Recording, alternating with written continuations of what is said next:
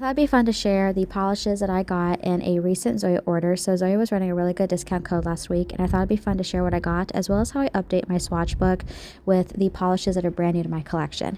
So the first polish is Zoya Evelyn. I love this. This is hands down one of my favorite colors ever. It's just a beautiful, soft, like neutral blush pink that I wear all the time.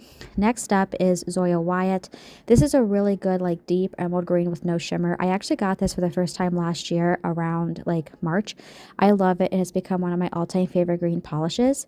So next up is Zoya Gwen, and I've actually had this one in my collection for a while, but I got rid of it for some reason, and I decided let's go ahead and welcome it back into my collection. It's a really pretty soft neutral blush pink that has more pink tones in it, and I wear it all the time, and I'm so happy to have it back. Next up is Zoya Ness, and this is a really good standard green that I've had in my collection for a few years now, especially with spring coming up, because it makes really good like leaves and stems, especially for stamping, and I love it. Also really great for St. Patrick's Day coming up in March. Next up is Zoya Pippa, and this is a really pretty standard yellow polish that I actually go through quite often in the spring and the summer, and I always get low on it, so I figured I might as well replenish it before I get into the season of using this more. All right, so next up is Zoya Yasmin. There is a small backstory to this. So this polish I've had for a very, very long time, and I loved it. It was one of my all-time favorite polishes that I just would not take off. And when I started doing my nail art, I wore this all the time, and I just got like multiple bottles of it. And then a few years ago, Zoya discontinued it, which I was absolutely heartbroken because it was one of my favorites. And so I saw this with the deal, and I was like, what? And I don't know if it's going to be available going forward, but I'm taking advantage of it when I had the chance to, and I'm very happy to have more of this back in my collection. Like I said, this was one of my all-time favorite polishes, and it still is to this day. So next up is new. So this one is Etta, and this I actually saw someone have on their nails on Instagram a few months ago, and I was really intrigued by it because I really like these like burgundy shades, especially ones that have like a metallic finish to them, or like a metallic chrome look to them. So I'm just going to go ahead and swatch it here. I will be honest that I was a little iffy about this based on the swatch, but I'm going to be doing a left hand do my nails with me with this in the next couple of days. I believe it's supposed to be up on my channel next week. So we'll see how I do with this. I also want to show how I update new polishes into my swatch book. So basically I just swatch them, I write the name of the brand, and then I just write the name of the polish underneath. That's basically all I do.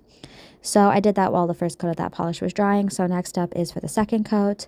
And for all I know, this could end up being one of my favorite burgundy polishes that I have in my collection. So next up is also a new one, and this is Andrea, I believe. This polish I'm a little skeptical about because I normally don't like these like chrome looking polishes that shift from one color to another. I had one polish in my collection that was like this. I hated it and I ended up having to throw it away. But this polish based on the swatch looks more promising, so I'm really, really excited to wear this. I'm going to be doing a Do My Nails With Me left hand version of this, and I believe it's also supposed to be on my channel next week. Or I'm just going to say the next couple of weeks. So I'm really excited to see how this looks in that. And for all I know, this could be one of my new favorite polishes. I'm starting to like these like polishes that switch from like one color tone to another. They're starting to grow on me even more. All right, so last up, this is Zoya Yves. I don't know how to say that.